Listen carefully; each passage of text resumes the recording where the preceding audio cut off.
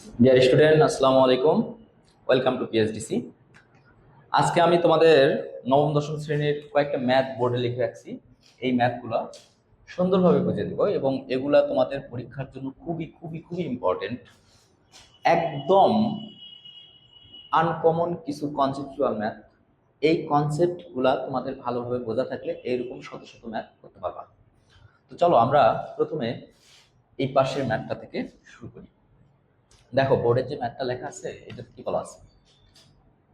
দুটি মোটর গাড়ি 16 metre per second এবং 12 মিটার পার সেকেন্ড। ভালোভাবে বুঝো, দুইটা মোটর গাড়ি, এটার ক্ষেত্রে তোমাকে দুইটা মানুষও দিতে পারে, দুইটা মোটর সাইকেল দিতে পারে, দুইটা ট্রলি দিতে পারে, বা বাঘ হরিণ এগুলোও দিতে পারে। আমাদের এখানে দুইটা মোটর গাড়ি নিয়ে বলা আছে। দুটি মোটর গাড়ি 16 মিটার পার সেকেন্ড এবং 12 মিটার পার সেকেন্ড বেগে একই সময়ে যাত্রা শুরু করে এবং একই সময়ে গন্তব্যে পৌঁছাবে। ভালোভাবে বোঝো, দুইটা মোটর গাড়ি একটা নির্দিষ্ট স্থান থেকে যাত্রা শুরু করছে এবং একই সময়ে যাত্রাটা শুরু করছে এবং তাদের কিন্তু বেগ দেওয়া আছে। একজনের বেগ একটু বেশি ছিল, একজনের বেগ কম ছিল এবং একই সময়ে তারা গন্তব্যে পৌঁছালো। তাহলে এইটুকু বুঝলাম, ঠিক আছে?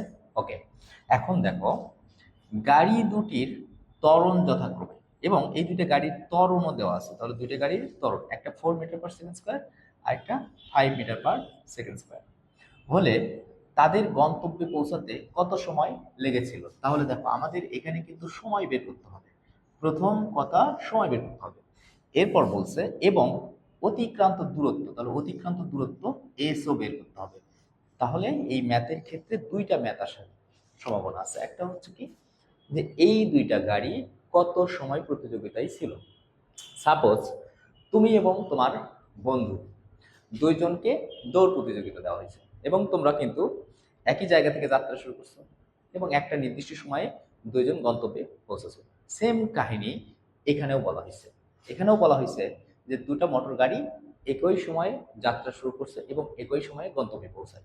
আমার কথা হচ্ছে, এই গন্তব্যস্থলের দূরত্ব কত। দেখো, প্রথমে তুমি ফিজিক্সের ম্যাথ করার জন্য তোমাকে একটু চিত্র বুঝতে হবে। তো এইটার যদি আমি চিত্রটা একটু বুঝাই, দেখো, মনে করো এই হচ্ছে তোমার সেই পথটা। এইখান থেকে যাত্রা শুরু করবা, এখানে যাবা। তাহলে দেখো, এইখান থেকে দুইটা গাড়ি যাত্রা শুরু করছে একই জায়গা থেকে এবং একই সময়ে গন্তব্যে পৌঁছাচ্ছে। তাহলে এটা হচ্ছে আদি পয়েন্ট আর এটা কি শেষ পয়েন্ট। আচ্ছা, এইটুকুর মাঝের দূরত্বকে আমরা কিন্তু এস ধরতে পারি। তাহলে দেখো, প্রথম জনের যদি S1 দূরত্ব হয়, দ্বিতীয় জনের কি হবে S2, এবং দুইজনের দূরত্ব কিন্তু সেম হবে। মেইন শর্ত হচ্ছে এটা, দুইজনের দূরত্ব সেম। তো চলো আমরা দুইটা গাড়ির ক্ষেত্রে ম্যাথটা সলভ করি। তাহলে প্রথমেই যে ডাটাগুলো দেওয়া আছে সেই ডাটাগুলো তুমি উঠাবা। তাহলে দেখো, এখানে প্রথম গাড়ির যেগুলো দেওয়া আছে, তো প্রথম গাড়ির ক্ষেত্রে দেখো U1, প্রথম গাড়ির বেগ কত দেওয়া আছে? দুটি মোটর গাড়ি যেহেতু আছে, তাহলে প্রথম গাড়ির কত? 16 মিটার পার সেকেন্ড। ওকে, 16 মিটার পার সেকেন্ড। ওকে, এবং প্রথম গাড়ির দেখো ত্বরণ দেওয়া আছে 4 মিটার পার সেকেন্ড স্কোয়ার। তাহলে এটাকে আমরা A1 দিলাম, 4 মিটার পার সেকেন্ড স্কোয়ার। এবং প্রথম গাড়ির যে অতিক্রান্ত দূরত্ব সেটা কিন্তু S1। ওকে, এইটা কিন্তু আমাদের বের করতে হবে এবং টিটা কিন্তু আমাদের, দেখো টিটাও কিন্তু বের করতে হবে। তাহলে প্রথম গাড়ির ক্ষেত্রে আমরা কিন্তু শর্ত ফলাইতে পারি যে আমরা জানি আমি লিখলাম আজা, তোমরা কিন্তু আজা লিখবা না, তোমরা কিন্তু ফুল ফর্ম লিখবা আমরা জানি। তো আমি শর্টকাটে লিখলাম আজা। তাহলে আমরা আজা equal S1 equal U1 T plus ½ A 1 T square. এখন তোমাদের মনের একটা প্রশ্ন হতে পারে যে আচ্ছা, আমি এই সূত্রই কেন ইউজ করব? আচ্ছা দেখো, তুমি কেন ইউজ করবা সেটা তোমাকে এই ডাটাগুলোই বলে দিচ্ছে। দেখো, U1 আছে, A1 আছে, S1টা নাই, তাই না? টিটাও কিন্তু নাই। কিন্তু আমাদের এখানে একটা শর্ত দেওয়া আছে, S1 এবং S2 কিন্তু সমান। এই শর্তটা কিন্তু তুমি ম্যাথ পড়ে তোমাকে বুঝতে হবে যে S1 এবং S2 দুইটা কি পরস্পর সমান। তাহলে আমি S1 ইকুয়াল এত লিখলাম, এটাকে আমরা 1 নম্বর ইকুয়েশন দিয়ে দিলাম। তাহলে এই ফরম্যাট থেকে তুমি কিন্তু বুঝতে পারবা যে এইটাতে কোন সমীকরণ বসাতে হবে, 1 নম্বর সমীকরণ।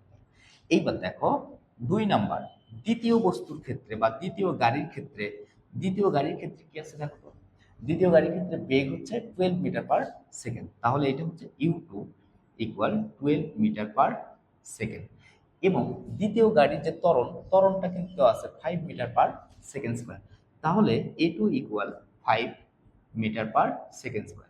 আমাদের কিন্তু s2 ইকুয়াল কিন্তু s2, তাহলে t কিন্তু আমাদের বের করতে হবে। দেখো এখন তোমার আরেকটা প্রশ্ন মাথায় ঘুরতেছে, সেটা হচ্ছে আমি সবগুলোতে 1 দিলাম কিন্তু টি তে কেন 1 দিলাম না। দেখো টি তে কেন 1 দিলাম না, কারণ হচ্ছে আমাদের প্রশ্নের ভিতরে কি বলছে দেখো তো। প্রশ্নের ভিতরে কিন্তু বলছে একই সময়ে, তার মানে কি একই সময় যদি হয় দুইজনের সময় কিন্তু সেম, এবং এরা কিন্তু একই দূরত্ব অর্জন করছে, তাহলে একই দূরত্ব, এই জন্য কিন্তু S1 আর S2 দুইটা কিন্তু সেম। তাহলে আমাদের দেখো এই টি আর এই টি দুইটা কিন্তু সেম। এখন আমরা দ্বিতীয় গাড়ির ক্ষেত্রে আমরা যে ইকুয়েশনটা বসাবো সেটা S2 equal U2 t plus half A2 T2 to না স্কয়ার। আচ্ছা, এটা হচ্ছে 2 নাম্বার ইকুয়েশন। এইবার দেখো খেলা শুরু।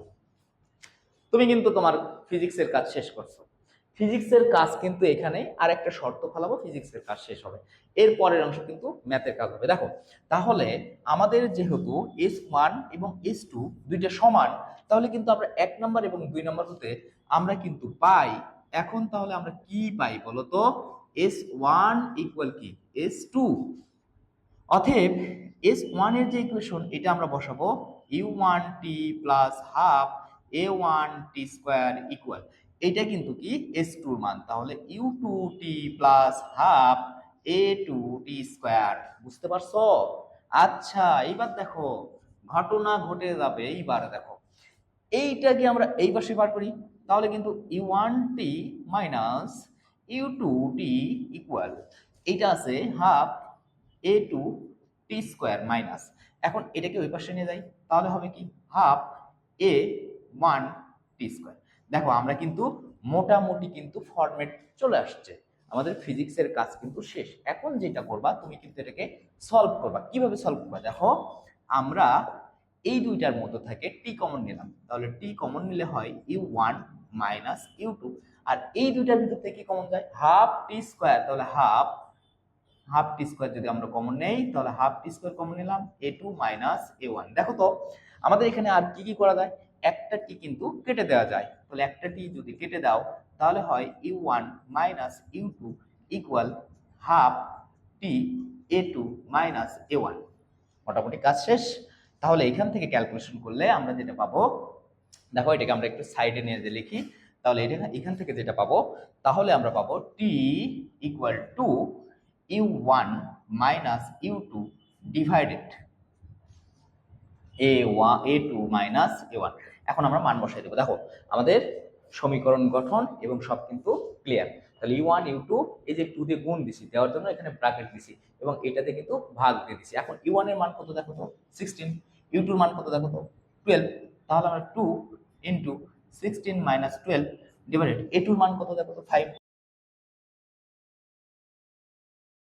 তাহলে এখান থেকে আসেন নিচে কিন্তু 1 হয়ে যায়, আর এখানে 16 থেকে যদি আমি 12 বাদ দিই 4 থাকে, তাহলে 4 দুগুণ 8। অ্যান্সার কিন্তু আমার এত 8 সেকেন্ড। ওকে, আশা করছি বুঝতে পারছো।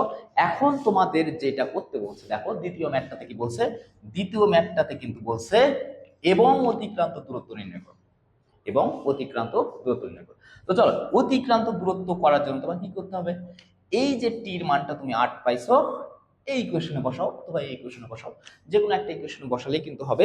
তো আমি এটা একটু মুছে দিচ্ছি, আশা করছি তোমরা এইটুকু বুঝতে পারছো। ওকে, আচ্ছা এবার আমরা যে দূরত্ব বের করব, দেখো দূরত্ব বের করার জন্য আমরা কি করব, তাহলে জাস্ট যে কোনো একটা ইকুয়েশনে আমরা 1 নম্বরে বসাতে পারি, 2 নম্বরে বসাইতে পারি। আচ্ছা 1 নম্বরেই আমি বসাই দেই, 1 নম্বরে আমরা বসাই দেব। তাহলে 1 নম্বর সমীকরণে আমরা কিন্তু টির মান কত পাইছি বলো তো, টির মান কিন্তু 8 পাইছি, টির মান পাইছি টি ইকুয়াল 8 সেকেন্ড। তাহলে টির মান কিন্তু আমরা এখানে বসাবো। u1 এর মান কত দেখো তো, u1 এর মান কিন্তু 16, এটা বসাই দিলাম, ইনটু টির মান 8 প্লাস হাফ ইনটু a1 এর মান কত, a1 এর মান কত 4, তাহলে 4 ইন্টু টির মান কত 8, তারপর স্কয়ার। তাহলে এটা ক্যালকুলেশন করলে আমাদের যা আসবে এটাই কিন্তু রেজাল্ট হবে। আমরা একটু ক্যালকুলেশন করে নেই। তাহলে দেখো 16 into 8 plus half into 4 into 8 এর উপর স্কয়ার, তাহলে আমাদের আসে 256। তাহলে রেজাল্ট হচ্ছে 256 মিটার। এটা হচ্ছে দূরত্ব। তাহলে আমরা দুইটা ম্যাথই কিন্তু এখান থেকে সলভ করে পেলাম। একটা হচ্ছে গন্তব্যে পৌঁছতে কত সময় লেগেছিল, আর একটা এই গন্তব্যের দূরত্ব কত। আশা করছি এইটুকু বুঝতে পারছো। ঠিক আছে।